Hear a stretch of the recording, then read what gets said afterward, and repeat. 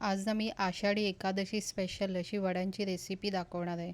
हे वडे बघून तुमच्या लक्षात येत असेल, अजिबात तेल न पिणारे. शिवाय बघा कसे टम्म फुगले आहेत आणि आतून तुम्हाला तोडून दाखवलं ना कुठेही तेल दिसत नाही. म्हणजे हे तुम्ही उपवासाला अगदी बिंदास खाऊ शकतात. आणि ह्याच्यासोबत ना एक मी चटणी पण केली. आता हे जवळजवळ अर्धा तास झाले बघा, किती सॉफ्ट आणि फुगलेलेच आहेत. आता ही चटणी आहे ना, आंबट, तिखट, गोड अशा चवीची चटणी एकदम चटपटीत आहे. तर तुम्ही ही चटणी नक्की करून बघा. आता त्यासाठी आहे ना, मी इथे आधी बटाटे आता उकडायचे सगळ्यांनाच माहिती आहे. पण हे जे बटाटे आहेत ना, त्याच्यामध्ये अजिबात पाणी राहिलं नाही पाहिजे. याच्यासाठी ना मी हे बटाटे खाली पाणी ठेवले आणि वर जाळी ठेवून त्याच्यावर त्याचे जे बटाटे आहेत ना, त्याला टोचून घ्यायचं म्हणजे आतपर्यंत शिजले जातील. तर मी दुसरा पण करून घेतला आहे आणि आता कुकरचं झाकण लावून त्याच्या 5 शिट्या करून घेणार आहे. त्याच्यानंतर इथे मी आता चटणीसाठी ना पाव कप ताजं खोवलेलं खोबरं घेतलं, पाव कप भाजलेले शेंगदाणे घेतले, इथे अर्धा चमचा साखर घेतली. ही साखर थोडी जास्त जाडी आहे म्हणून त्यामुळे अर्धा चमचा.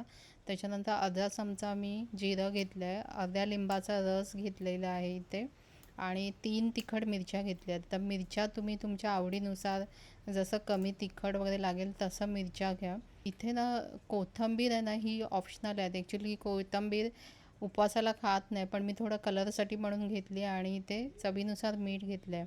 आता ह्याच्यामध्ये ना ही छोटी वाटी मी अर्धी दही घातलं आहे आणि एक मिक्सरला फिरून घ्यायचं. बघा किती छान चटणी आपली तयार झाली आहे. म्हणजे आंबट, तिखट, गोड तिन्ही चवी याच्यामध्ये. आता इथे बटाटे तुम्हाला बघाल उकडून मी घेतलेले, अजिबात पाणी नाही. असेच बटाटे आपल्याला हे वडे करताना पाहिजे. अर्धा चमचा जिरं, 3 तिखट मिरच्या, मीठ आणि वरीच्या तांदळाचं पीठ घेतलं आणि तेल. आता हे जे बटाटे आहे ना, ते किसणीने किसून घ्यायचं म्हणजे त्याच्यावर कुठलेही असे थोडेसे तुकडे राहता कामा नये आणि ते थापताना मध्ये मध्ये आले आले नाही पाहिजे, नाही तर तो वडा पण फुगणार नाही. तर त्याच्यासाठी जर समजा त्याच्यात कुठली असेल एखादी तर ती हाताने अशी चुरून घ्यायची. त्याच्यामध्ये आता जे मिरची आणि जिरं होतं त्याचा मी ठेचा तयार करून ते घातलं आहे, चवीनुसार मीठ घातलं आहे. आता याच्यामध्ये जी मी भगर म्हणा किंवा त्याला वरीच्या तांदळाचं पीठ म्हणा, तर ते आहे ना आपल्याला थोडं थोडं करून एक वाटी घेतल्या थोडं थोडं करून आपल्याला त्या बटाट्यामध्ये घालायचं आहे आणि त्याचा अगदी आपण जसा पिठाचा गोळा मळतो ना तसं होईपर्यंत आपल्याला ते पीठ मिक्स करायचं आहे. सुरुवातीला ना ते जवळ येत नाही, पण जसं तुम्ही पीठ वाढवत जाल ना तसं ते आपोआप ते आपण जसं गव्हाचं पीठ मिळतं ना तसं ते जवळ येतं. त्यामुळे आता मला एवढं तो गोळा व्हायला जवळजवळ 1.5 कप एवढं पीठ लागलं. आता तुम्हाला तुमच्या म्हणजे जेवढे बटाटे असेल त्यानुसार लागू शकतं. इथे आता मी थोडंसं तेल लावून ते मळून ठेवते आणि इथे आता भगरीचं पीठ आहे ना मी रेडीमेड घेतलं. जर तुम्हाला घ्यायचं नसेल तर वरी तांदूळ मिक्सरला लावून ते चाळून घ्या.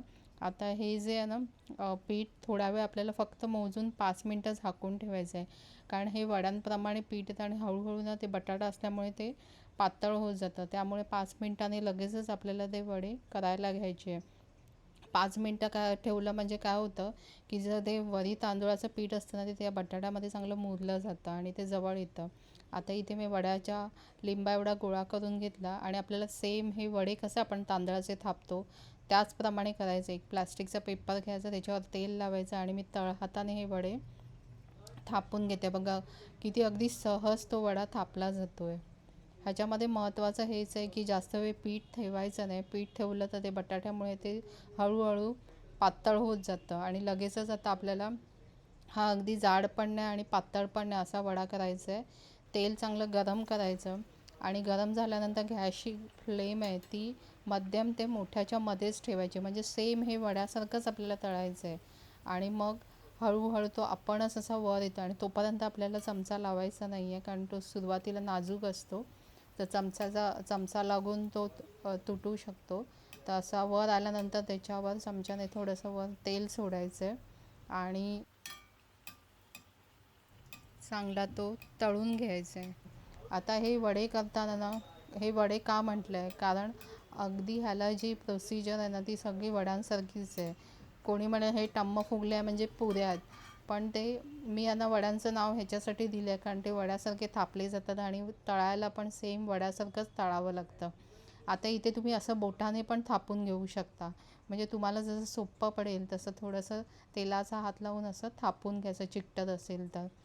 तर असं हाही वडा मी थापून घेतला आणि आता पुन्हा एकदा तुम्हाला तो तळून दाखवते. आपल्याला गॅसची फ्लेम मध्यम ते मोठ्याच्या मध्ये ठेवायची आहे. वडा सोडायचा आहे आणि जोपर्यंत तो असा फुलून वर येत नाही तोपर्यंत त्याला चमचा लावायचा नाही.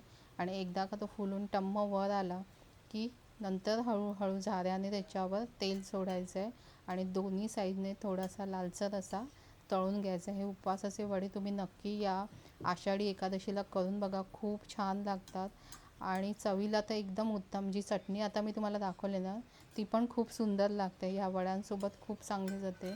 तुमचं करता करताच ते वडे संपून जातील, इतके हे वडे छान होतात. तर माझे हे ना एवढ्या पिठाचे आहे ना जवळजवळ 13-14 वडे झाले आहेत आणि ते करता करता थोडे आमचे खाऊन पण झाले. तर तुम्ही असे टम्म फुगलेले उपवासाचे वडे या एकादशीला करून बघा आणि व्हिडिओ आवडला असेल तर व्हिडिओला लाईक, शेअर आणि सबस्क्राईब करायला विसरू नका.